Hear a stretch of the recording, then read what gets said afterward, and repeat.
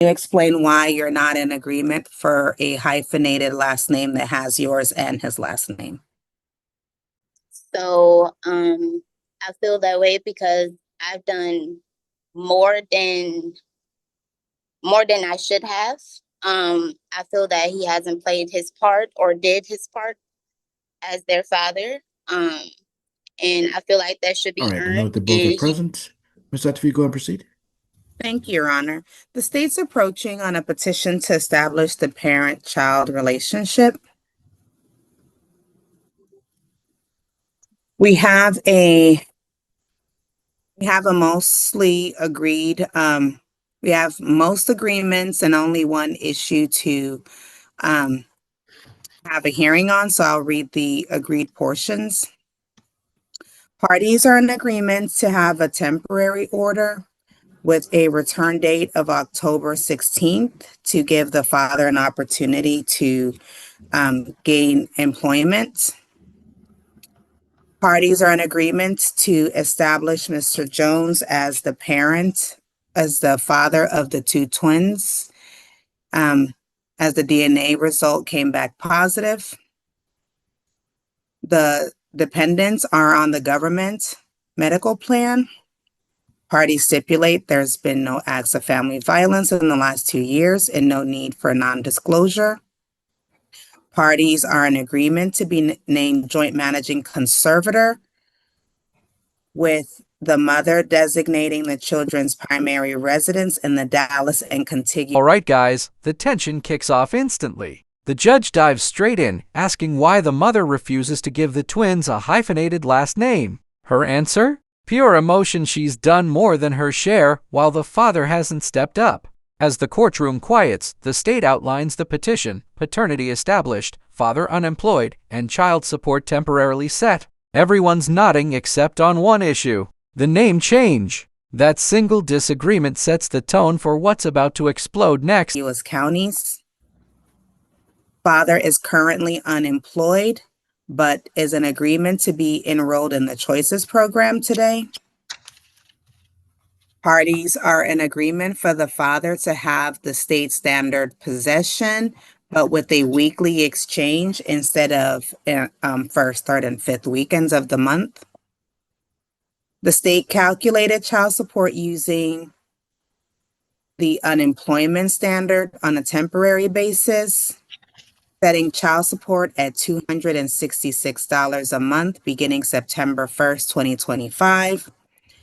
Cash medical support set at $94 a month beginning September 1st, 2025. Parties are in agreement for arrears as of child support arrears as of August 6th, as of August 2024 through today.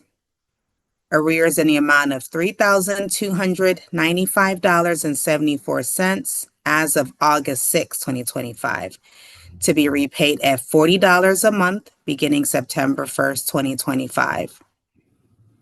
Court costs are reserved for final trial, and the only contested issue is a name change for the twins. I will call the parties at this time. Ms. Payne, can you please state your full name? Zakia Marie Payne. Can you state the name and ages of your children?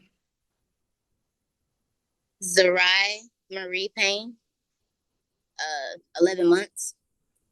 State lays out the paperwork. DNA results show 99.99% paternity. The evidence is solid. You can feel the weight in the mother's tone as she admits it's all true. But when the judge brings up the name change, her expression shifts. She's firm, emotional, and protective. He hasn't earned that right, she says. It's not anger, it's pain turned into defense. The courtroom feels her frustration as the state moves forward, but you know this issue isn't going down quietly. Levi Payne, 11 months. And ma'am, were you ordered to submit for a DNA test? Yes, ma'am. And did you get a chance to see the DNA test? Yes.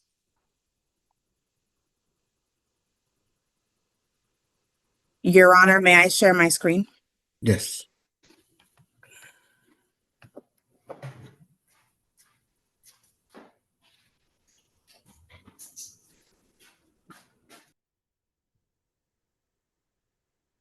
Okay, Ms. Payne, is this the DNA test that you had a chance to see? Yes, ma'am. And you saw that the probability of paternity was 99.99%, Yes. and that's for both Zariah and for the child Zakai. Yes. Okay.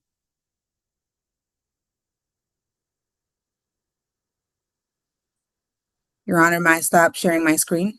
Yes, sir. Yes, ma'am. Sorry. Your Honor, I would like to submit this DNA test report as State's Exhibit 1. State Exhibit 1 is admitted. Thank you, Your Honors. And ma'am, before we talk about the contested issue of the name change, the other agreements that I read, are those still your agreements? Yes. Do you believe they're in the best interests of your children? Yes, ma'am.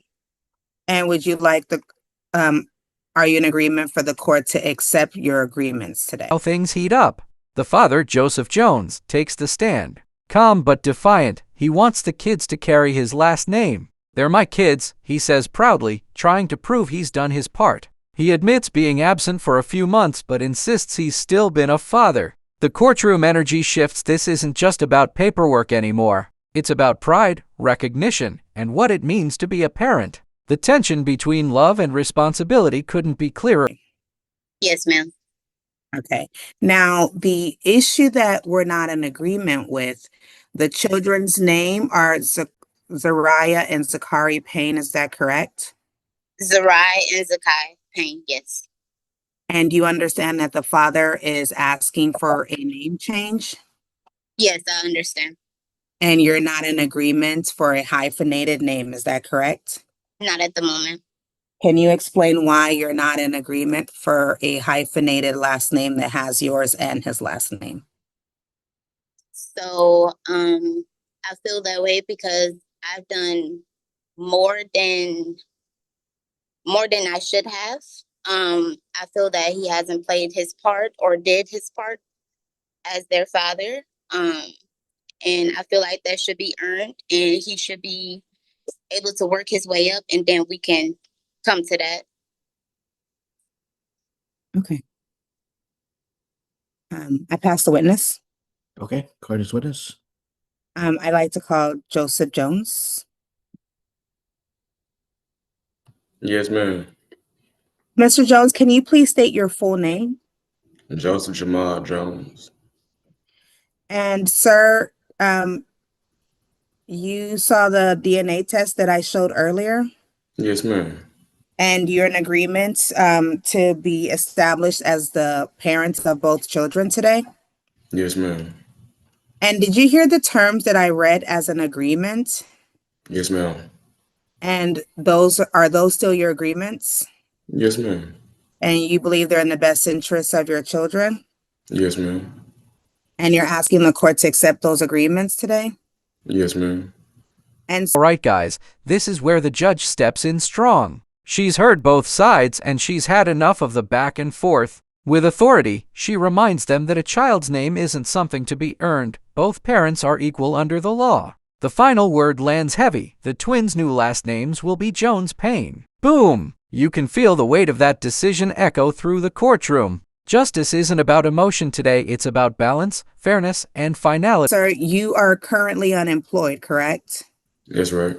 And you would like the court to order you into choices today. Yes, ma'am. Now let's talk about the issue that we're not in agreement with. Are you asking for a name change today? Yes, ma'am. And what would you like the children's names to be changed to? It's just a hyphenated name, Payne Jones or Jones Payne. I feel like in the interest of these are my kids, I am the father, as it says. I have done my due diligence with the kids in the beforehand. Only part I have missed is probably from February till now. I will say that, and due to understanding of the later calls that we spoke about, Miss Shinri. So I will say that. So I will say that I've done my part. I've done well, exceptionally of my part. And if they are my kids, I would like to have my kids to have my name. Okay. All right. And you're in agreement for this to be a temporary order and returning on October 16, 2025 for a final order. A final order in which matter? For the temporary order that we talked about while you get the job, while you work with choices. Yes, ma'am. Okay. I pass the witness, Your Honor. All right, the parts all agreed to, those are all fine. We'll do a temporary order. We'll reset for court here on Zoom on October 16th. Y'all both need to return on that date. Mr. Jones, you need to stay here after we're done with our hearing to meet with the choice representative. As far as the name change is concerned, a name change is not earned. Y'all both are parents of this child when these children were born. Thank you. Y'all were not married. If y'all were married, the children's last name would probably be Jones. So best I can do is put both your names in there because y'all both share responsibility being parents of these two kids. So I'm changing the name to Jones-Payne. Ruling settles. The father raises his hand again, trying to ask how to process the name change. The judge, visibly done with interruptions, tells him he wasn't listening. You can almost hear the frustration in her tone. She breaks it down step by step. Wait for the final order, fix the birth certificates, then go to Social Security. It's all procedure, but the courtroom feels tense, like everyone's walking on eggshells. The power dynamic here? Crystal clear. Yeah, will need to be an extra step that y'all need to take after you get the final order. So right now we're not doing the final order yet, but we should be doing one in October. When you get a copy of the final order, one of you will need to go to the birth certificate office to amend the birth certificate with the new name. And then also notify the Social Security office so that they can also change it after you get a copy of the new birth certificate. All right, so that'll be the order of the court. Mr. Jones, you need to wait here to meet with choice representative. I don't know why you have your hand up while I'm talking. Pretty much explained it all. You have a question, Mr. Jones? Quickly, sir. It was just a matter of how will I go? 'Cause I've been to the Attorney General, so I haven't been to the Social Security office or the office like that. So I was trying to get an understanding of that matter. That's all it was, sir. You gotta get a copy. I explained it, but you had your hand raised and you weren't listening. You're gonna get a copy of this order. We're gonna do a final order in October. You probably gotta wait till October to get a final order. Then you go to the birth certificate office. Then when you get a new birth certificate, then you go to the Social Security office. Can't do one without the other. It's step-by-step process. But this Yes, sir. order or the October order isn't gonna just do it all by itself. That's what I'm trying to explain. Somebody's gonna take an additional step after that. Nothing to do right now until October when we do a final order. So just wait until then, but just remember that you need to take that additional step. I know the kids are young, so when they go to school, they need to make sure that their names are the right names as well, so there's no confusion with the school as well. All right, so Mr. Jones, hang out here. They're gonna send you to a meeting room. After that, after you meet with the choice representative, you can leave. I won't see you again.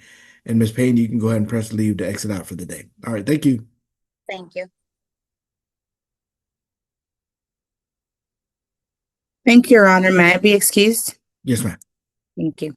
And just like that, the gavel drops. The judge wraps things up, sending the father to meet with the choice's representative. The mother is excused. Case closed for now. But the story doesn't end here. Behind those formal yes ma'ams and thank you, Your Honors, lies a battle of respect, responsibility, and redemption. This courtroom moment wasn't just about names, it was about identity. All right, guys, if you felt that intensity, make sure to like, subscribe, and come back for the next case where justice hits even harder.